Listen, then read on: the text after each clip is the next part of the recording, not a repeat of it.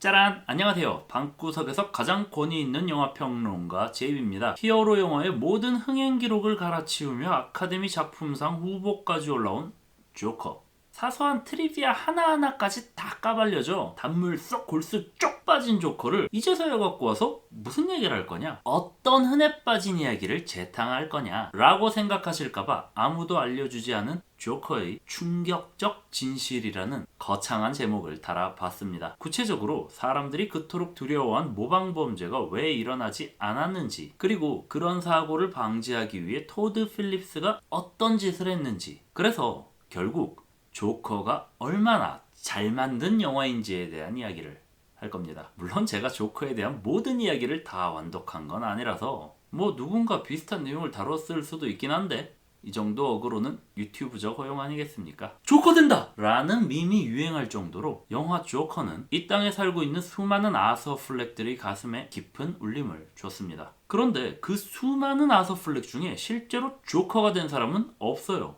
왜 그럴까요? 영화를 못 만들어서? 용기가 없어서? 예방을 잘해서? 개봉 당시 미국에선 조커 때문에 일어날 모방범죄에 대한 두려움이 어마어마했습니다. 극장에 금속 탐지기를 설치하거나 군 병력을 동원하는 등의 철저한 예방 조치를 취했는데요. 과연 이 때문에 총기 사고가 일어나지 않은 걸까요? 솔직히 하려고만 하면 충분히 할 만하지 않겠습니까? 극장 앞에서 쏘든 옥상에서 쏘든 마음만 먹으면 충분히 할 수 있는 나라가 미국인데요. 당연히 못한 게 아니라 안 한 겁니다.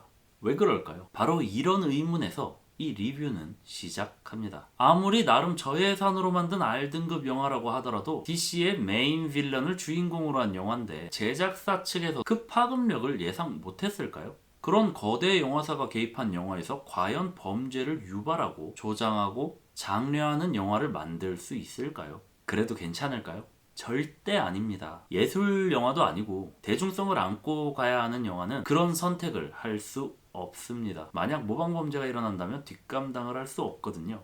얼핏 보면 조커는 총을 쏴야 할 타이밍까지 완벽하게 알려주는 영화인데요. 조커의 탄생을 찬양하고 조커에게 깊숙이 감정이입하도록 만들어진 선동영화 같습니다. 얼핏 보면요.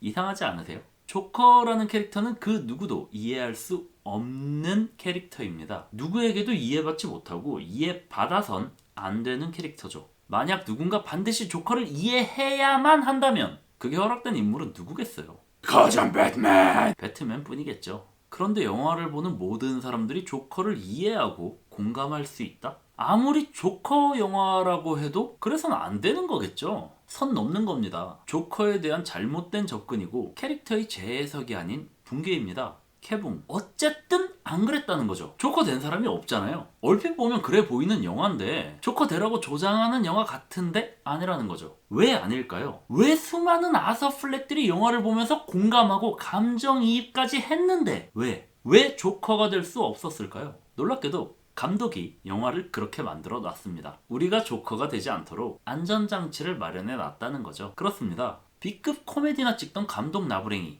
토드 필립스가 어쩌다 조커 맡아서 와킨 피닉스 캐스팅해서 대충 시나리오 짜서 대충 카메라 돌렸더니 진짜 조커가 찍혀 있더라. 이게 아니라는 거죠. 분명 조커는 시나리오가 많이 빈약하고 그 빈약한 시나리오를 와킨 피닉스의 연기로 커버하는 영화입니다. 여기서 시나리오가 빈약하다는 것은 상영 시간에 비해 서사가 그렇게 빵빵하지 않다는 거죠. 연출 역시 와킨 피닉스에게 업혀가는 부분이 상당해요. 그냥 클로즈업 줌인 땡기면 거기 개쩌는 게 찍혀 있습니다. 그런데 그렇게 배우빨로 업혀가는 영화는 작품상을 받을 수 없어요.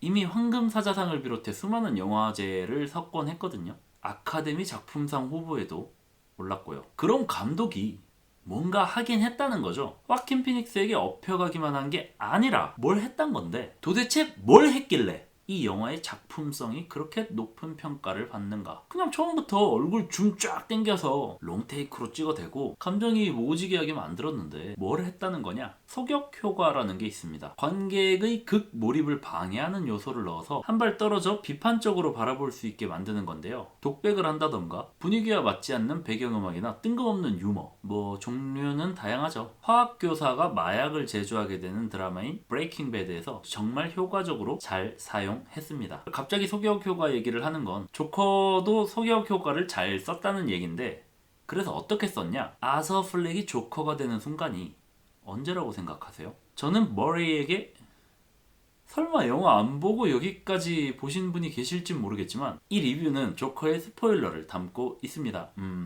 그래서 머레이에게 총을 쏘는 그 순간 조커가 됐다고 봅니다. 그런데 그 과정이 재밌어요. 이 영화가 왜 잘 만든 영화인지 보여주는 장면이고 영화 조커의 모든 것이죠. 조커는 처음부터 아서 플렉에게 지나친 과몰입을 유도하는 영화입니다. 쓰잘데기 없는 행동들도 저 멀리서부터 쫙 따라 들어가면서 찍어대요.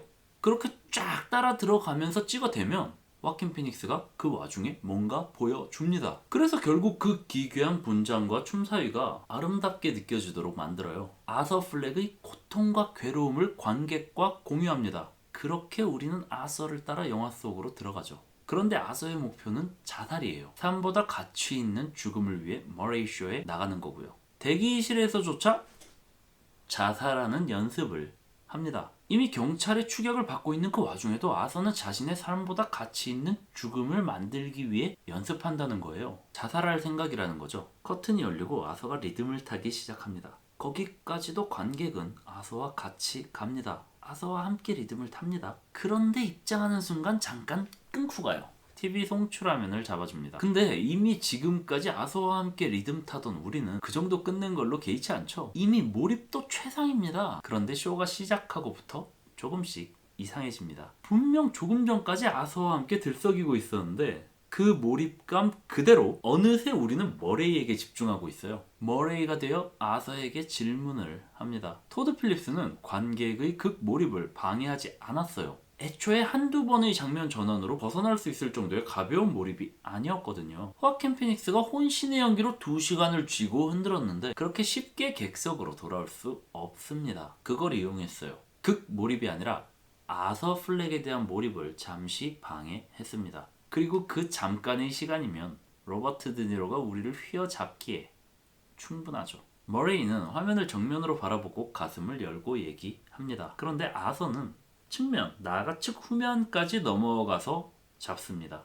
고개를 돌려 어깨 너머로 관객과 머레이를 봅니다. 그리고 심지어 대부분의 쇼트에서 초점도 맞추지 않았어요. 대사를 하고 있는 와중에도 말이죠. 그리고 그렇게 잠시 관객의 시선에서 벗어난 아서는 조커가 됩니다. 급발진해버려요. 그리고 관객은 그렇게 급발진해버린 조커에게 더 이상 몰입할 수 없습니다. 그래서 영화를 보던 수많은 아서 플렉들은 저 멀리 나가는 조커를 그저 멍하니 볼 수밖에 없었죠. 우리는 피로 분장하는 조커가 아니라 그런 조커를 바라보며 환호하는 군중이었던 거죠. 조커와 거리감이 생긴 겁니다. 2시간을 아서 플렉의 속도에 맞춰왔거든요. 호아킨 피닉스의 연기는 미쳤습니다. 아마 머레이 숏 내내 호아킨 피닉스의 얼굴을 클로즈업해서 보여줬다면 관객은 같이 조커가 될 수 있었을 거예요. 그렇다면 우리는 마지막 상담씬에서 조커와 함께 웃을 수 있었겠죠. 그런데 우리는 조커와 함께 웃을 수 없었죠. 조커의 이해할 수 없을 거라는 말에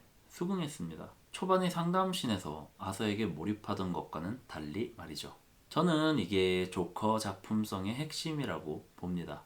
연출자로서 호아킨 피닉스의 연기에 삼켜지지 않았어요. 조커의 탄생을 다룬 영화에서 조커의 탄생 장면을 배제했습니다. 영화계의 가장 핫한 트렌드인 생리학의 미학, 쉬운 길을 멋들어지게 돌아갔습니다. 사족인데 아카데미가 눈앞이니 조커의 아카데미 추측을 해보자면 상대가 너무 안 좋아요. 기생충이 있거든요. 전혀 다른 방식으로 풀어가긴 했지만 놀랍게도 두 영화 모두 비슷한 주제를 다루고 있습니다. 계급, 계층 간 갈등, 소외된 사람들, 계단으로 대표되는 수직적인 이미지 같은 것들, 심지어 클라이막스의 연출까지. 작품성이야 두 영화 모두 나무랄 데 없죠. 그런데 조커가 기생충에게 밀리는 약점이 하나 있어요. 이 굉장한 영화의 유일한 약점은 이 영화가 조커를 다루고 있다는 겁니다. 제목부터 캐릭터, 원작, 아서 플렉이 결국 조커가 될 거라는 걸 영화를 보는 모든 사람이 알고 있죠. 그 과정을 어떻게 다루느냐의 이야기지 누가 조커가 될지 몰라서 궁금해하며 영화를 보는 사람은 없잖아요. 어떻게 돌아가더라도 목적지는 정해져 있는 영화니까요. 반면 기생충은 그렇지 않습니다. 기생충이 그런 결말을 맞이할 거라고 예상하기는 쉽지 않죠. 기생충이 완전 조커 카운터픽입니다. 조커 줄 바엔 기생충이다 이런 거. 이랬는데 조커가 받으면 골 때리는데 아카데미 전에 아카데미 작품상 후보 관련된 얘기도 다룰 수 있으면 좋겠네요. 지금까지 방구석에서 가장 권위 있는 영화평론가 제이비였습니다. 감사합니다.